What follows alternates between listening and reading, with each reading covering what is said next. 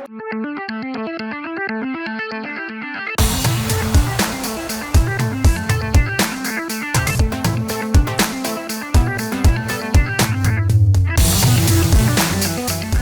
guys, I gotta be honest, this one is really weird. Like, there's obscure, and then there's the games that literally only Blockbuster employees from 1996 have ever heard of. Dig a little further into the bargain bin beneath those games, and you arrive here at the topic of this video. If you've been around this channel for a while, you've probably seen me bring up games that I may have played during my childhood. In Season 1, I went back to Buzz Lightyear of Star Command and realized that I still kinda love that game. In Season 2, I revisited Slave Zero to some interesting results. This year, I went back to Speedy Gonzales and found an interesting predecessor to my Sonic obsession. It's kinda like a running gag, and I'm sure there will be many more to come with how many video ideas I have written down on my sticky note widget. But I've had one game title written down, and I'm not even sure that I played it as a kid, and that's Fur Fighters. Okay, let me try to explain this one. I think I maybe had a demo of this on the Dreamcast, like one of those demo discs that had several game demos on them. I don't know specifically, but that sounds like it rings a bell. Hang on, let me look that up because it's gonna bug me. Oh yeah, this is totally it, the Dreamcast Generator Volume 2 disc. Yeah, I recall this very well actually. I used to play the Tony Hawk demo all the time, Sonic Adventure isn't of course, back before the DX ports ruined that game, of course, you know, you remember. Oh, Rayman 2! I really need to do a Rayman video at some point, that would be fun. Tomb Raider, I thought it was boring, and... there it is! Fur Fighters! Even after seeing all of this stuff, I recall nothing of what the game actually is. I think I maybe can remember running around in a forest, maybe? You know what? Consider my interest piqued. Let's take a look at Fur Fighters for the Dreamcast. To reiterate, I have no idea what this game is or will be about. I don't think I've ever seen anyone on YouTube cover it or talk about it. Oh, look at that, it's Acclaim. And, oh man, oh wait, that's not Traveler's Tales, is it? Oh, never mind. Carry on. So, starting the game up, you get to choose your own character before starting the game. That's kinda neat. They all have different names and different attributes. I think I'll just choose the dog because he seems to be the main character. Nothing wrong with being basic. To get down to the meat of the game here, Fur Fighter sees the titular group enjoying a relaxing day on their island. I can roll with them just having an island. Just chilling with me and my friends. It's just me and Patricia and Rebecca. We just chilling with the whole family, gang. Each of the members are doing something with their families except the kangaroo who is getting pelted in the face with frying pans. When suddenly airships start approaching from the coast, leading the dog guy, Rufus, to go into his house and grab... Oh, okay. So he gets his actual real gun to go and kill the intruders? But then all the Fur Fighters just kind of fall down because of this gas, I think. We're then introduced to this dude, General Viggo. He speaks as if he knows the Fur Fighters from some other encounter, saying that he won't kill them. I thought this was a kid's game. Why all the guns and the killing? He goes on to reiterate that he won't be making that mistake again, because he always seems to get burned. How? I mean, they're literally all passed out in front of you. You could just get another real gun and kill them if you think they're such a threat. He even says, I'm just going to keep you out of the way for good. Bro, that's called killing them. Who wrote this? Was it you? Cut to black and the other members wake up. Rufus, now with a note from the guy who was just talking to them, telling them that he has kidnapped all their families and not to try to save them because he said so. To which they literally say, to heck with that, we're gonna go find our families. So this sets off the events of the game in a very stupid way. I should explain that all this is done via Banjo and Kazooie style speech patterns, but they're much more annoying.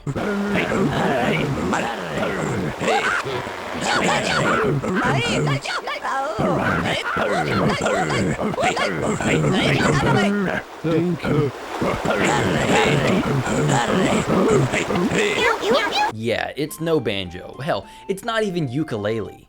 Shortly after being plopped into Fur Fighter Village, you're given a tutorial by this ghost walrus who proceeds to be your mentor throughout the game. Problem is, he's such a blatant ripoff of the bottles concept that it's laughable. And let me tell you why I find it laughable. Are you ready for this? You see, Bottles was the character who taught you new moves in Banjo-Kazooie, and then, spoilers, he dies at the beginning of the second game, becoming a ghost. See, in Banjo-Tooie, he doesn't teach you new moves because he had, at that point, become dead. He wasn't just a ghost so that he could reappear and disappear whenever the designers thought you could use a hint. Banjo even had a reason for Goggles being able to pop up all over the game. He had burrows because he was a mole. This walrus is just a ghost because it's the easiest way to justify him popping in and out. During this tutorial, the horrendous nature of the controls are revealed. This game is an action platformer collect-a-thon shooter, and it really shouldn't be. What even do you call a game like that? If you remember the Slave Zero video, recall that the Dreamcast had a difficult time adapting to an appropriate control scheme for this type of game to the controller. Your controllers from that era were either big, complicated messes, or you were the PlayStation. Well, Bizarre Creations didn't have any bright ideas either to improve the situation. The control stick is used for aiming the reticle, the face buttons are used for moving forwards, backwards, left, and right, the right trigger fires, the left trigger jumps, and the D-pad swaps your weapons. Believe me, if that sounds bad, that's because it is. The control scheme never does you or the game any favors and should be shredded appropriately. But I'll circle back to that later on. Alright, I make it to the main hub area, and there's some exploration you can do in collecting these triangles that make an undeniable banjo sound when you pick them up. I find my way to New Quack City, another hub area.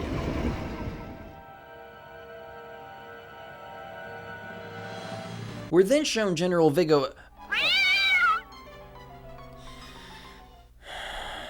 Okay, moving on. Viggo is talking about how he's going to take over the world by stealing these giant diamond earrings because he has the New Quack City Police Department distracted. Why is it New Quack City? I have seen no ducks in this game thus far. Is it because New York ends in a K and Quack ends in a K? Because that's a stupid reason if so. The police officers aren't even ducks. It makes no sense.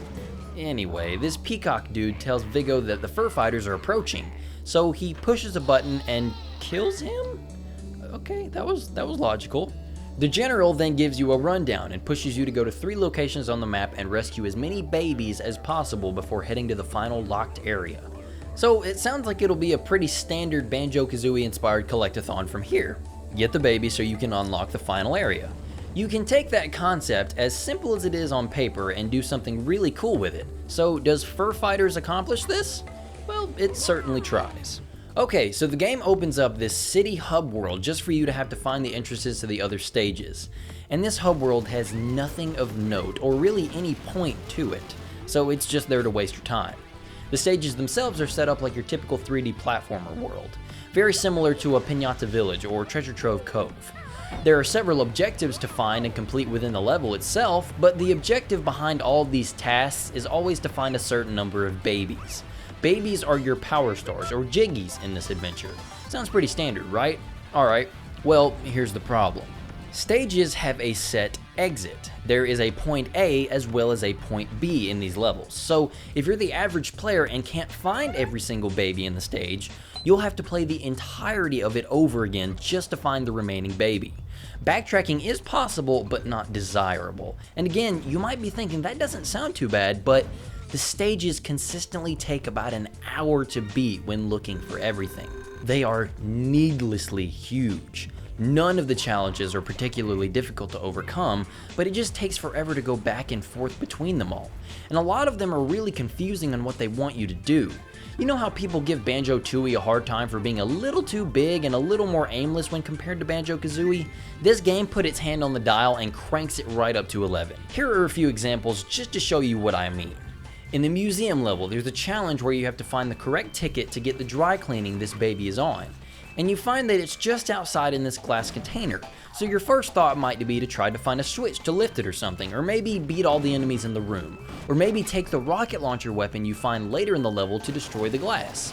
None of those are even close. Instead, you have to go up to the next floor to a room with all these dressers, look up to see the specific sign, specific chain, shoot it, and it will cause the dressers to push each other in the perfect order until one of them gets pushed over the railing and lands on top of the glass, popping the card out. What the f is that? You know, I didn't know Rube Goldberg was a game designer. I love his network sitcom, Friday nights at 9, don't miss it. Then there's this game of Simon Says that goes on for way too long. So long, in fact, that I had to use my phone to record the last few sequences because they were just so long. And the worst part, they didn't even reward me with a baby. I really hate identifying a baby as a reward for anything. It just sounds weird. I don't like it. Like, in what other game can you say, I beat the boss of the level and it gave me a baby? That puts me at 56 babies. I don't like that. But whatever, Simon Says no baby and instead gives you some health and ammo. Complete waste of time, and in any other game, that wouldn't be the case. Ammo and health are two of my favorite things, but in Fur Fighters, if you're not being given a baby to progress, you might as well have just stood Rufus in a corner and sat the controller down for 5 minutes. Here's why. So there are your standard platformers where the goal is to make it from one point to the next while dealing with obstacles at varying paces. There are Collect-a-thons, where the game is usually a large world where side and main objectives alike revolve around gathering as many items and doodads as possible. And there are shooters. You shoot stuff. And it isn't a new concept for games to mix and match mechanics or systems from other games or even other genres, but as I said before, Fur Fighters throws a lot of mechanics together, using a really simple game genre, Collect-a-thons, as a base. But all the weight of those various mechanics cause the games to But all the weight of those various mechanics causes the game to implode on itself. These systems just never really complement one another in a pleasing way. So let's tackle them one at a time for my mental health's sake. Platforming. There isn't too much of what we would call do or die platforming here, for better or for worse. Most missed jumps are just setbacks that waste your time more than anything else. So when you miss a jump, you don't often die, so you don't run the risk of getting a game over and having to start over the level. But that does mean you have to backtrack out of the way to try that jump again, instead of the game just setting me back at a checkpoint or letting me try it again anyway. On top of that, the controls don't really seem built for platforming anyway. You have more of a tank-like feel than anything else. That hurts the platforming that is here as well as the gun combat. Every shootout feels like more of a test of patience rather than a demonstration of mastery over controls. Seeing as how the enemies also have firearms, you can find yourself in a losing battle out of nowhere at the drop of a hat. Most of the time, shootouts consist of you strafing left or right, maybe to dodge some of the enemy's fire, or just standing there aiming at them one by one while you're getting constantly shot. Weapon varieties don't really change a whole lot, seeing as how there's an auto-targeting system at play here. And the aiming reticle always snaps back to the center of the screen after you move, so there's no real way to accurately aim and shoot. Meaning that while a submachine gun or a shotgun should have their differences, and they do on the levels that you would expect, they handle no differently and are aimed in the exact same way. Level design leaves little room for the weapon sandbox to ever feel balanced or like the choice of weapon makes a difference in how you approach the gunfight. You can use your pistol for longer range targets, but the aiming is so useless that it'd be quicker to just get closer, and by that point, why not just pull out your shotgun? Taking damage is such a non-issue already because health pickups are so abundant, so again, any minigame that gives you free health might as well just be a pickup on the ground to avoid wasting my time. And deaths just start you back at the last checkpoint with your most recent progress intact, so jumps that don't result in death just waste your time by making you shuffle back to the jump to hopefully do better the second time around. I mention jumps again because that's realistically the only thing that can kill you. The enemies certainly don't feel super capable. There's a melee enemy type here who can do serious damage, but not when you just run backwards and shoot them. And all the enemies ever drop is more ammo to do it all over. The threats in the game become tedious matches of Ring Around the Rosie due to the controls, not due to the difficulty. And these encounters give no real reward besides being a roadblock that has now been cleared. Even if it's laughable just how much ammunition and health are left all over the levels, this back and forth started to really wear me out. I groaned several times during this game just because of how often it makes you trek back and forth. And that's with collecting things being the central pillar of the game. How do you build a game out of walking into shiny things and neglect to make walking into things fun? Collecting the aforementioned babies is usually drawn out to an obnoxious degree, and the only thing to actually collect are these teleportation pyramid things. They give you back a small amount of health, so hey, another health item to take the bite out of combat, and they also allow you to utilize the teleportation function. Okay, so I'm sure you've seen me using different characters by this point. Yeah, so each of these characters makes up the fur fighters. There's Rufus the dog, Chang the raccoon, maybe, Rico the penguin. Why am I naming them off? I don't care. If I don't care, you sure as hell don't care. Anyway, the stupid dumb characters have stupid dumb special abilities that make them slightly different from the others. Like this dragon can glide, which is the only actual useful one. Whoa, Spyro, is that you? Are you? What are you doing in here? And Rufus can find burrows of dirt and dig into them.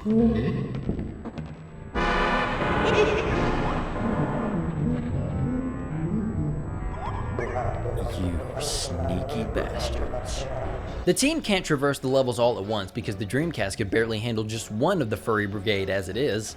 So there are these yellow spheres around the levels that have faces of the other fur fighters on them. When you walk into them, the current character is swapped out for the designated character. Now, I'm going to explain this concept's shortcomings from least egregious to most. Ready? The system stores the amount of health your character has before being swapped out, so if you deposit someone in with no health, they're going to be pulling them back out with no health.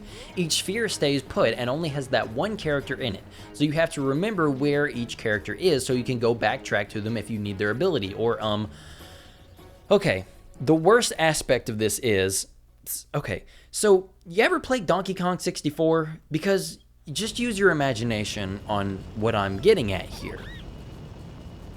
Yeah, only that baby's parents can rescue them. So that means if you come across a baby that isn't yo baby, you have to run all the way back across the map to a teleporter that has the baby's parent. And that's assuming you've already found where that character spawns, so you might have to find them. As you could imagine, this makes backtracking worse in an already bad scenario. Baby hunting, the main challenge of the game, is so dragged out and boring that it is unbearable. Okay, now I finally beat the last level and am ready to beat the game. But it says I have to have 25 babies to get through? I've spent so long already doing that. I really don't want to do that. I was already so close. Well, only one thing to do now.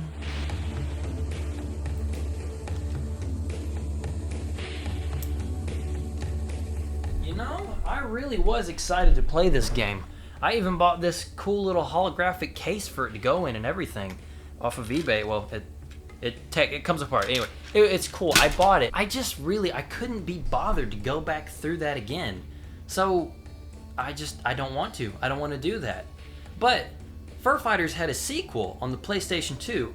So what do you say we take a look at Fur Fighters Viggo's Revenge? And again, I have no idea what this is even. I don't know nothing about it. So let's go. It might be fun. Let's try it. Just to reiterate for a second time, again, I have no idea what this game is, so I hope the sequel fares better than the original, but if General Viggo needs revenge, then he must have been defeated at the end of the first game. Okay, it's a little similar to the first game's menu. It's got the exact same characters as the first game too. I would have expected more of a sequel, but, you know, maybe I'll have to unlock them? Fur Fighter Village. This Below the kangaroo. This is a remake! They thought it would be a good idea to call a remake of this game that nobody played something you would call it sequel? How does that make sense? Coming soon to the PlayStation 5, Resident Evil Wesker's Revenge? The game is almost untouched. All of the terrible things I just experienced are still here. Nothing was fixed. I would argue some things are worse. Watch me try to do this jumping challenge in the Dreamcast version. It's perfectly playable, but on the PS2 your momentum and traction seem to be bugged out because I can't clear these jumps no matter how hard I try. And these new mini games that you can find in some levels where you control a flea and have to kill other fleas with a machine gun? Everything looks way too similar and the enemies are never ending. Plus, the eggs you have to destroy take an absurd amount of shots to kill, so you're again just standing there taking damage while trying to get the objective done. And this art style, my word, what a change. I had a soft spot for the way a few of the characters looked, but now some of them are too bright. Like, Rufus is no longer a brown dog with floppy ears, he's as red as f***ing Clifford now. And the cat lady's eyes are just way too pink. There's full voice acting now, but it's not good. But that's just a thing, I guess. The lighting in some levels is improved, I'll give it that. There are some babies that I realize I missed before due to lighting, but now I can grab them, and I think they may have added a few more babies in general, so that's a plus. So lucky for me, I was actually able to make it to the final boss. It's a big mechanical dragon that you have to just shoot. It sucks, but it was kinda climactic, I guess. About as climactic as you could expect the final moments of this game to be, I suppose. Okay, the General Walrus guy gives me a card key to Beaver Dam. Now I'm back in the village, and I unlocked the Beaver Dam? It's more of the game. There's a whole other world in the game. And it's the same kind of game.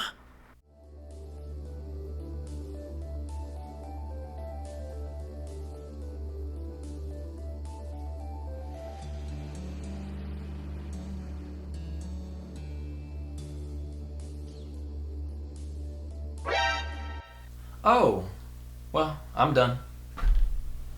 This game is an itch I can't say I'm glad I scratched. The controls are horrendous. The collectibles are pointlessly complicated to find. The controls are horrendous. In both versions of the game, mind you.